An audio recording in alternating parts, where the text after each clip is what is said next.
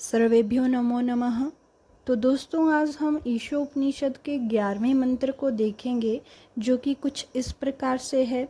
विद्याम चा विद्याम च यस्तद वेदो भयम सह अविद्या मृत्युम तितिर्वा विद्यामृतम अश्नुते।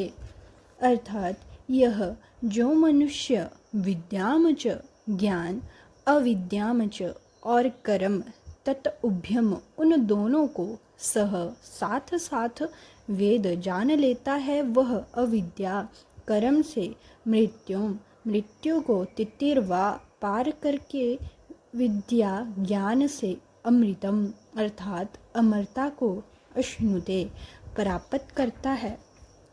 इसका जो प्रसंग है वह भी कुछ इस प्रकार से है। विद्या यानी कि ज्ञान और अविद्या यानी कि कर्म दोनों की यथार्थता को जानना आवश्यक होता है। इसके बिना गति नहीं होती। कर्तव्य कर्म क्या है, वह शुभ है या शुभ, सकाम है या निष्काम, और विद्या अर्थात ब्रह्म के यथार्थ रूप का ज्ञान, इन दोनों के साथ साथ ही जानना चाहिए, तभी अमृत की प्राप्ति संभव है। इसी तरह से 12वां मंत्र कुछ इस तरह से है।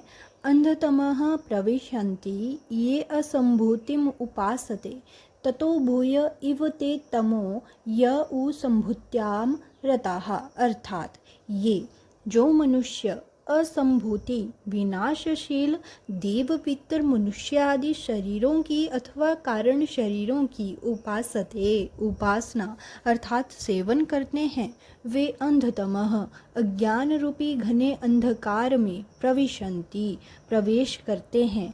और ये जो मनुष्य संभूत्याम परब्रह्म परमात्मा में रत अर्थात अनुरक्त हैं, ते वे ततः उससे भी भूयः इव मानो और अधिक तमः घने अंधकार में प्रवेश करते हैं।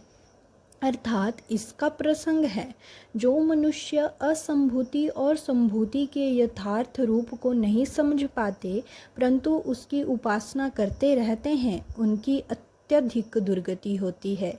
केवल असंभूति यानी विनाशशील शरीर की उपासना करने वाले घोर अंधकार दुखों को प्राप्त करते हैं, और केवल संभूति ब्रह्म ज्ञान की उपासना करने वाले उससे भी अधिक घोर अंधकार दुखों को प्राप्त करते हैं। धन्यवाद।